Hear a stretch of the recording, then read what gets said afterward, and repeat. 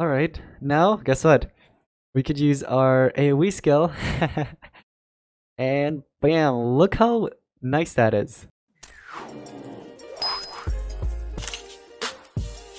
Yo, what's going on guys? Welcome back to another monster review video. Today we've got Algata rank 3 level 130. So you guys will see this monster in action. It's a rank 3 level 130. So I hope you guys are excited. If you are, smash like button. Also, if you have the channel notifications on. Anyways, let's go on and get started. So just a quick shout out to my teammate King Grizzly for letting me borrow his account to review this monster for you guys. So huge thanks to him. But here we have a rank 3 Algata. And we already have the few traits unlocked. And also the status caster, precision. And the precision is to all allies, by the way. In the beginning of the battle, everybody will start off with precision. So accuracy, more accuracy, meaning that you'll land your shots. So here we have dodge area. This is actually a pretty good trait to have. It's really good. The only thing that could bypass it would be pierce. So it's a really good trait to have there. Then you have immune to stun at rank 1.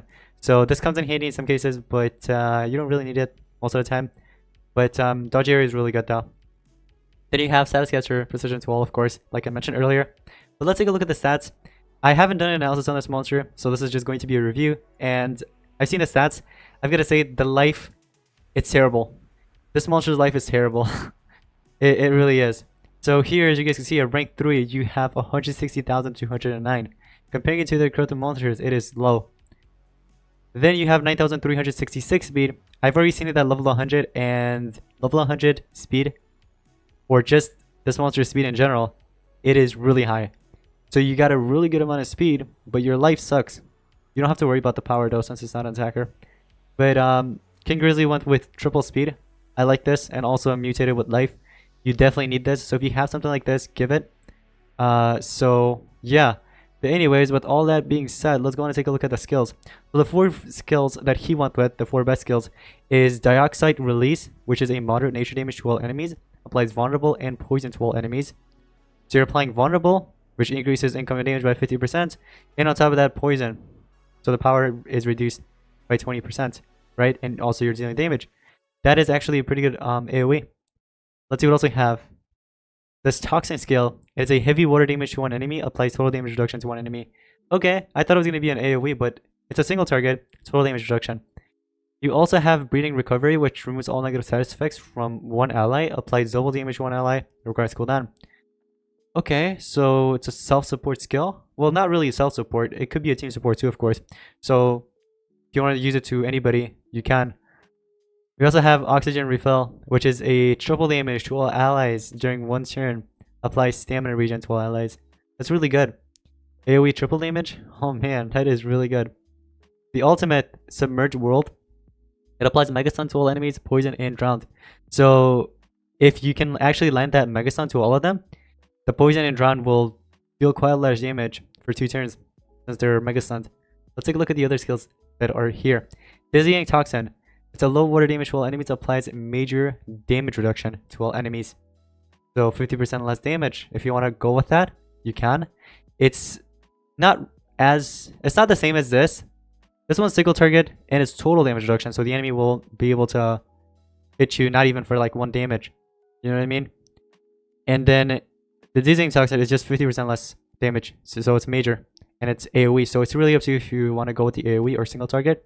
So AoE, you can go with it if you want to. You also have a Bubble Whirlwind, which is a damage boost and precision to all allies. So team support. Triple damage to one ally for 1 turn. So this is a spammable skill. You just need the 30 stamina. If you want to run it over this, the other triple damage, you can, since it's a spammable. But the thing is, this one's only to one ally. This one is to all. Plus you apply stamina regen.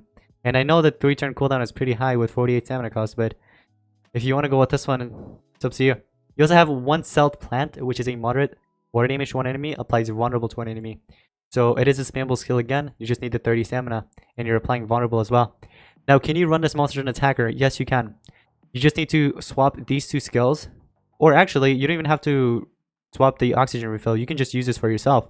Same with this one, actually. You can keep whichever one you want, and you can run this monster as an attacker. You have an AoE vulnerable. So if you want to run it with Unrelenting Assault, you hit him with the AoE skill, you're applying vulnerable, and then Unrelenting Assault could kick in, and then from there on you can just continue dealing more damage, right? And remember, since there's vulnerable, it increases the damage by 50%.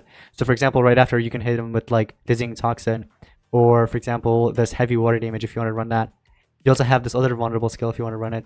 But triple speed isn't really that bad. I actually like the triple speed idea, but once again, you can run it as an attacker again. So if you want to run that as an attacker, go for it. So guys, for the relics, here's what I recommend giving, guys.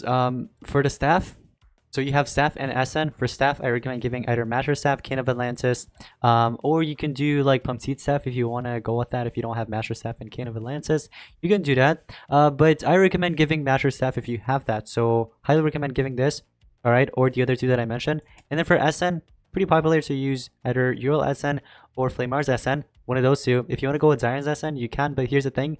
You already have Master Staff or Cane of Atlantis, for example, if you're running that on your side. So those are going to help you regenerate stamina. Why would you need this one? So just give it like a revival lesson, something like this, you know what I mean? For the talents, here's what I recommend. There are many to give. One of them being is Soul Drag. The other one would be maybe Smite, if you want to go with Smite. You could also do, for example, Sin Eater. If you have Sin Eater, you can do Pain Distiller. All right, not sure if I already mentioned that, but you could do that. And there are a couple more, like Mud Body, for example. If you have Mud Body, give that. But I'm using Mud Body on my Mojo Drac, so I have a play, and I'll go on and show you guys what the play is. So we got the rank 3 here, full speed. I recommend pairing this monster up with like on Rika or another dodge area attacker. Now, the reason why I said on Rika is because take a look at this. You're going to be taking in the first turn, right, with this monster since I have full speed. And I have that triple damage skill, right? So I apply that triple damage over to Onrika. And Onrika doesn't even need to, for example, run this skill right here. You can just run, for example, another AoE skill or single target if you want to. So let's say if I want the single target, I go with it, right? I don't even need my triple damage anymore because I have the Algata monster on my side that's going to help me with that. Now, one thing I just want to check real quick is the stats here. It's 19,200 speed. 14,000. Okay. All right, cool. So then I have my taunt monster. So it's basically 2 dodge area with 1 taunt. Basically that combo. You know what I mean? Now let's go ahead and enter the battle and see how this actually goes. Whatever team we're facing. It looks like there's a Soul Drag, right? And there's a Nabatos with Dispelling Fist. We also got. Oh, I hope you hit me with. Okay, maybe something like this will stop it. Maybe something like this will stop it. You know. But wait, we still have a chance here. Alright. We might still win this. Who knows? 1 second. We don't have to give up just yet. You hit me with AoE skill, Cane Sword Kick then. You're dead, Spectra. Yep. Okay, so see right there, I ran Pain Distiller. Right? Kicked in. It got rid of the tortures that I had. Now look, it got rid of the tortures in here on Rika as well, right? So here's what I'm going to do. I'm going to apply the triple damage over to all my allies, but mainly just on Rika. And I also apply stamina regen, so in case of the enemy hit me with, for example, stamina leak or something, well, we got the stamina regen that's going to help me out here. So let's see. You went with the Lord. Trade disable, or not trade disable, what was that? I don't know what it was. I think it was the Spilling Fist, right? It only kicked and landed on this monster, Mojo Drac. Yep, it was a Spilling Fist. Even if it was Smite and it was an AoE trade disable, it would have only worked on my taunt monster because the other two have dodge area. So look, I have triple damage here, right? And with triple damage, I can do quite a lot of damage. Now, I'm just running Dispelling Fist on my side here. I could have went with UA. Soul Drag will take me down. Can we take him down with Algata? We should be able to, actually. Let's just sacrifice on Rika here. So we're going to hit you with this. You're dead. And so is on Rika. So Soul Drag will kick in. It's okay, though. Pain Distiller just kicked in and dealt more damage. Now, if this was a rank 5, right? If it was a rank 5, it would have dealt like at least 100k because that's how Pain Distiller normally works. Depends on the rank. And right now I have a rank 3. Now here what I'll do is I could apply the poison and the vulnerable. Now, the reason why it didn't land is because of his bulwark trait, but normally in many other monsters it should land.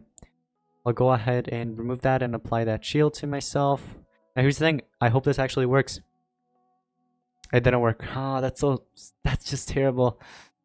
Just unlucky. Because look, if I actually landed that right there, right? The total damage reduction, when he hit me against Modurek or whoever it was going to be against, it'll dealt 0 damage. Now, look at this. Modurek is taken in the turn right after, and it has corruption. guess what I can do? I can use my Breeding Recovery and get rid of that and apply double damage to it. So now I can use my AoE. Look at that. Look how much damage I just dealt. Now I could go with my triple damage again because now it's off of cooldown. So both of my monsters have triple damage, but the monster ended up dying, so we won this battle. Did my game crash? Nope. Okay. I thought it crashed, but we're in top 100. Nice. That's awesome. So this is how you can utilize this monster's skills, you know, like kind of like think of it as Ferris or Vishama. You know what I mean? Like many players run Ferris nowadays still with Spectra, just so that you can take in the first turn with full speed, apply that triple damage to Spectra, and then Spectra just uses AoE and basically does whatever she wants. So kind of like that. Oh, this one's gonna be a bit challenging, but we'll see what we could do here. So you did Ghost. Spelling Fest. Interesting. I thought you were gonna be running Arousing Assault or something. Mud Body just kicked in. If it bleeds, that's another extra turn. Oh my gosh, you are just super annoying. My Mojo's dead, but it's okay. Mojo's gonna come back, so we're good. Now I could go with my Dioxide Release and basically apply Vulnerable and do all that. Or once again, I could go with my triple damage since Onrika's taking a turn right after. Now I have triple damage on Onrika, and this monster has Crystal Form. Look, I can actually one-tap it. I can one-tap him with two of my skills here, whichever one I want to go with. But which one costs less stamina? 36, 42. Let's go with the 36 one, so we would save some stamina. But it doesn't even matter, honestly, because remember, we have the stamina regen from Algata helping out, so you can use whatever skill you want. Fortunately, my monster died there. Most dangerous game. Aha, you got lucky, but it's okay. When your monster ends up dying, you could just come back. You know what? Thank you for doing that, because now what I can do is apply triple damage again. You know? Oh no. Oh no. Nice. Well, actually, yeah. Cool. Alright. Now, guess what? We could use our AoE skill. And bam! Look how nice that is. Thanks to that triple damage from Algata, Onrika, you know, just used that as an advantage, and we just destroyed those two monsters. That's awesome, isn't it? So, once again, run it with full speed and apply that triple damage over to Onrika if you're going to be running Onrika. And you know the funny thing is, look at the description of this monster. Algata is the first creature born after the restoration of the swamp in the eyes of Onrika. So hey, it's meant to be, you know. You gotta pair it up with Onrika, or you could go with any other monsters again. But Onrika, in my opinion, works best since it's two dodge area monsters and then one taunt, you know. But yeah, it's a great monster overall. I like it. I actually like it. But let me know in the comments down below what rank you guys are going for, or if you're going to get Algata at all. But yeah, that's going to be pretty much it. Thank you all so much for watching today's review. I hope you found it helpful. I hope you enjoyed it, and I'll see you guys in the next one. Peace out.